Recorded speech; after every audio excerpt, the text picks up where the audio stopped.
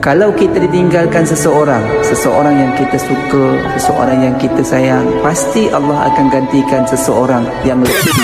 Akak, janganlah sedih macam ni. Min pula yang rasa sedih sekarang ni. Akak ni nak satu painting yang ada semua orang, termasuk arwah mak dia.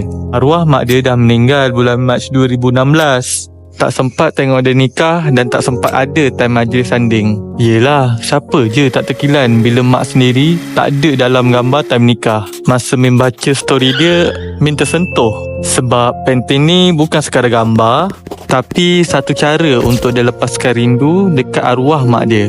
Selagi mana mak atau ayah kita masih ada, bergambarlah puas-puas. Kumpullah banyak-banyak kenangan. Mak ayah kita ni tak minta banyak pun, cuma nak ada sedikit je kenangan dengan anak-anak dia.